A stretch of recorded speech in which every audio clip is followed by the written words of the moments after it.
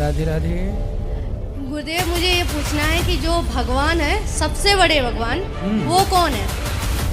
आप बताओ सबसे छोटे भगवान कौन है? बाप को भेज, तेरे बस की बात नहीं। इस बहन ने अनिरुद्ध आचार्य जी महाराज से बहुत अच्छा सवाल किया है कि सबसे बड़े भगवान कौन है।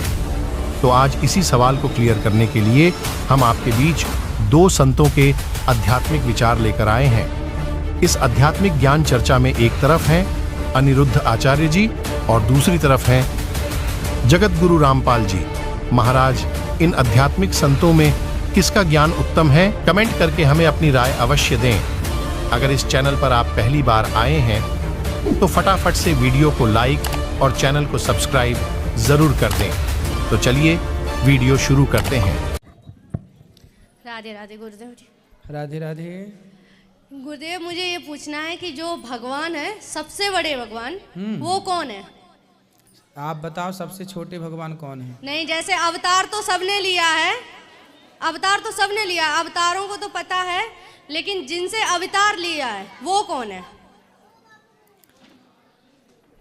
भगवान एक ही हैं। यदि आप छोटे बड़े कहेंगे तो छोटे बड़े में दो हो गए, एक छोटा और एक बड़ा।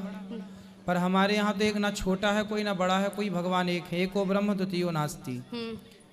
वो जो एक है वही भगवान श्रीमन नारायण हैं, वही नारायण राम हैं, वही नारायण कृष्ण हैं। चलो ये मानती हूँ। आपने बोला श्रीमन नारायण, हाँ। तो श्री हरि कौन है? वही, उनका नाम बहुत है ना। हरि उनका नाम है, राम उनका नाम है, गोविंद उनका नाम, गोपाल। हरि जो दुखों का हरण करे वो हरि, जो व्यापक है वो विष्णु। बात समझो, भगवान ने माखन चोरी की तो नाम पड़ गया माखन चोर। गोवर्धन उठाया, नाम पड़ गया गिरिवरधारी। अब आप कहने लगो ये गिरिवरधारी और ये माखन चोर अलग अलग हैं, तो ये दिमाग का दिवालियापन है। एक ही अनेक काम करने के कारण एक ही अनेक नामों से, मैया ने उखल से बांधा, नाम पड़ गया दामोदर। गाय चराए, नाम पड़ गया गोपाल। कामदेव को जीता, नाम पड़ गया अच्युत। तो भगवान के नाम उनकी लीलाओं पर, उनके उस कार्य को देखकर मैदान छोड़ के भागे, नाम पड़ गया रणछोड़। रणछोड़ तो ये मंत्र है ना जो हरिओम नमो नारायण। हाँ, तो श्रीमन नारायण बड़े हैं, तो ये हरि से उत्पन्न ओम हुआ। अरे राम राम राम। हरि का नाम ही नारायण है, नारायण का नाम ही हरि, उन्हीं को हरि कहते हैं। जब गजेंद्र ने पुकारा तो वही नारायण हरि बनकर आ गए। हरि मतलब जो दुखों का हरण कर ले वो हरि। जब त्रेता में संकट आया तो वही हरि, वही नारायण राम बनकर आए। द्वापर में वही कृष्ण बनकर आए। प्रहलाद के लिए वही नरसिंह बन गए।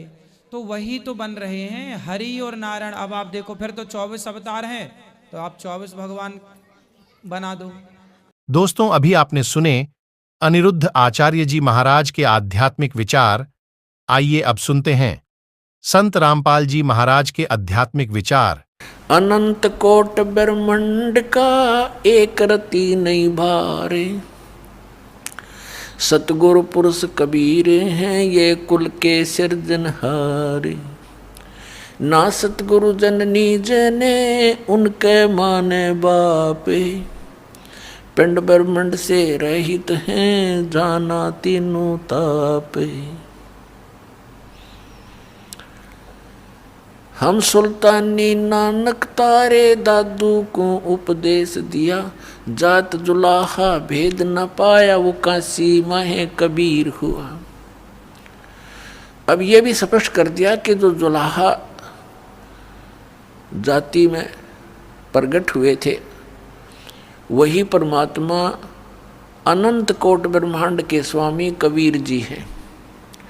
तो अखिल ब्रह्मांड का नायक, अखिल ब्रह्मांड का स्वामी कबीर साहब हैं, जो बनारस के अंदर, काशी शहर के अंदर जो सशरीर आकर प्रकट हुए थे। एक कमल के फूल पर शिशु रूप धारण करके विराजमान हुए थे। धीरे धीरे बड़े हुए, तत्व ज्ञान का प्रचार किया।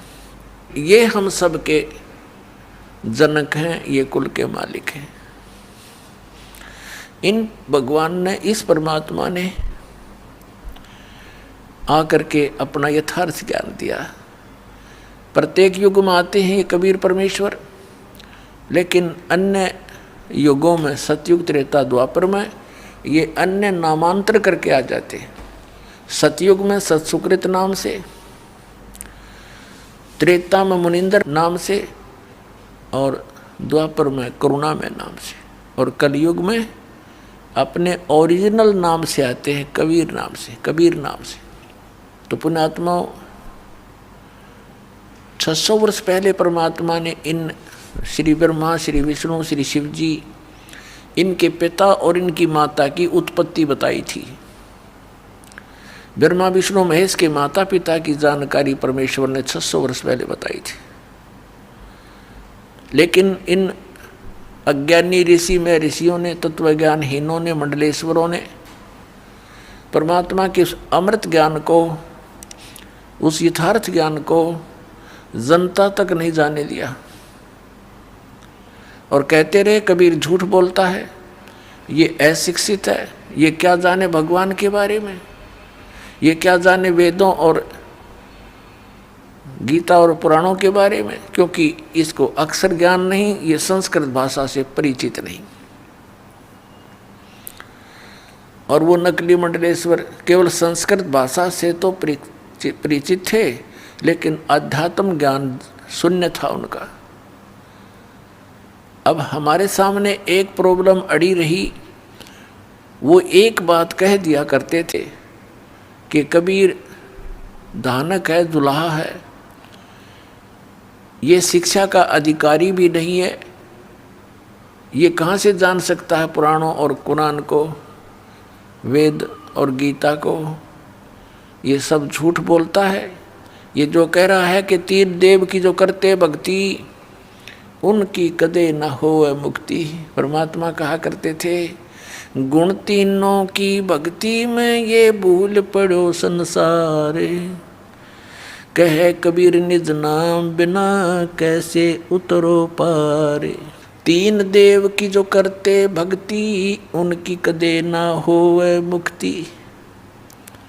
600 साल पहले परमात्मा कहा करते, इन 3 देवताओं की, श्री रजगुण ब्रह्मा, सतगुण विष्णु, तमगुण शिव जी की जो भक्ति करते हैं, इनका कभी मोक्ष नहीं हो सकता। इस बात से अक्षुब्ध होकर के हिंदू धर्म के गुरुओं ने उस परमेश्वर का घोर विरोध किया और करवाया, जनता को बरगला कर कि कबीर झूठा है, ये झूठ बोलता है, इनके कोई माता पिता नहीं, ये अजरो अमर हैं, सर्वेश्वर हैं, महेश्वर हैं, मृत्युंजय कालज्य, ये सर्वशक्तिमान है, अखिल ब्रह्मांड के नायक। कौन? श्री विष्णु जी। कोई शंकर जी को अखिल ब्रह्मांड का नायक बताता, जो उसका पुजारी है।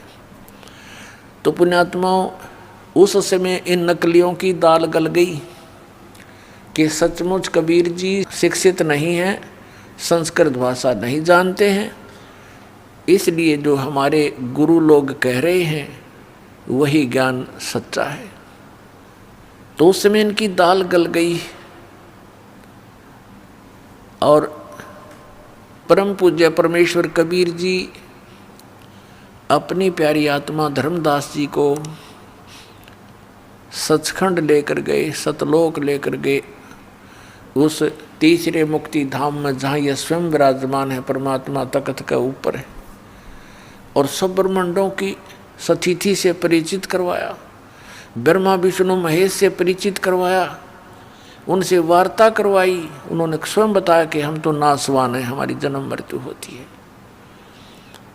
कोई परमात्मा तो कोई और है जिसके विषय में हम भी अनभिज्ञ हैं। तब धर्मदास जी को ये विश्वास हुआ कि सचमुच ये तो नासवान है ब्रह्मा विष्णु महेश भी, और वो परमात्मा अन्य है ये नहीं जानते, और वो मेरे साथ खड़ा है कबीर नाम से ही। तब परमात्मा से धर्मदास जी ने प्रश्न किया कि हे भगवान, अब तो हमें पता चल गया कि श्री ब्रह्मा जी, श्री विष्णु जी, श्री शिव जी तो नासवान है, इनकी स्वयं जन्म मृत्यु होती है, तो इनकी उपासना करने से जीव कैसे मोक्ष प्राप्त कर सकता है। और ब्रह्म तक की स्थिति नाशवान है। हे परमात्मा, इससे ये सिद्ध हुआ कि ये वेद और कतेब, कुरान, पुराण और बाइबल,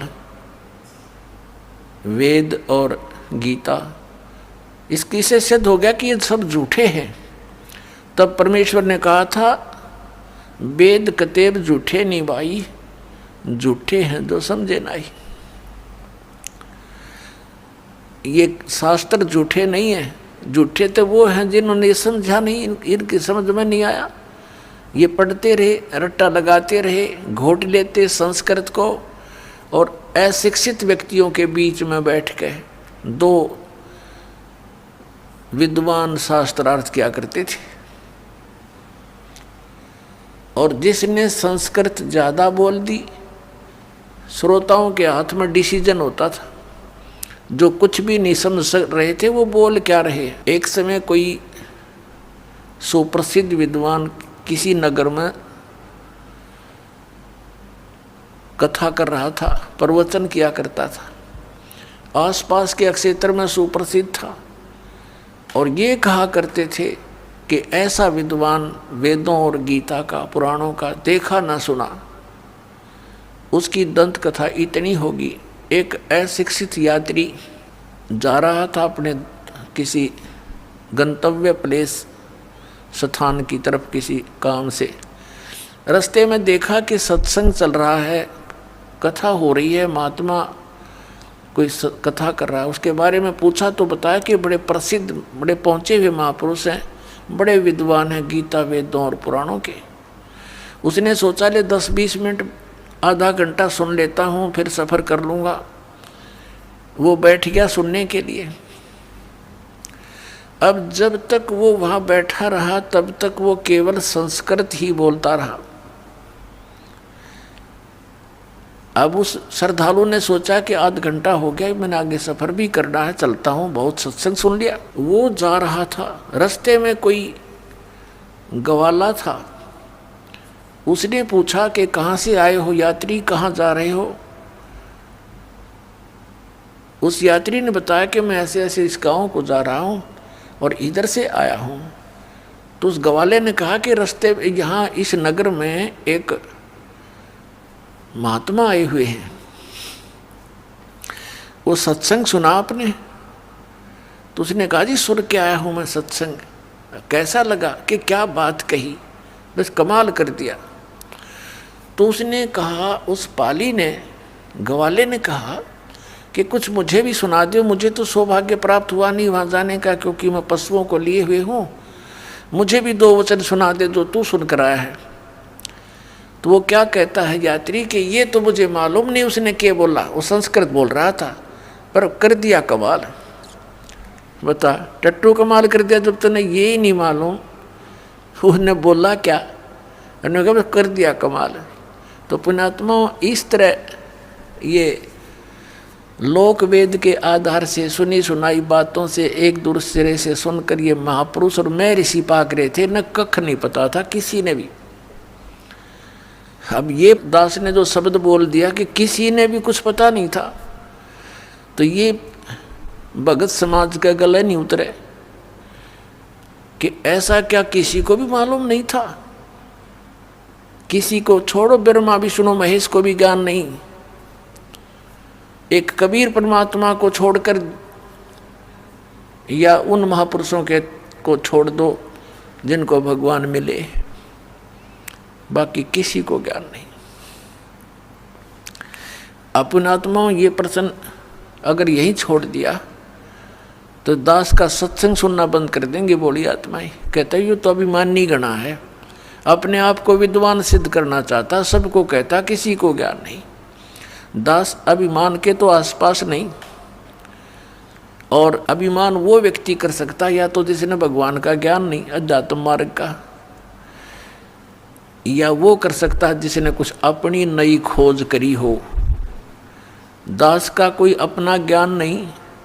सदग्रंथों में जो गूढ़ रहस्य आज तक ये नकली ऋषि महर्षि और ब्रह्मा विष्णु महेश तक नहीं समझ सके, उन गूढ़ रहस्यों को रूबरू किया है, समझा है, अच्छी तरह आपके पास लाया हूँ। इसमें अभिमान का तो कोई बात तय को नहीं। और सच्चाई है ये जो दास आपको कह रहा है कि किसी को भी अध्यात्म ज्ञान नहीं है इस दास के अतिरिक्त वर्तमान में।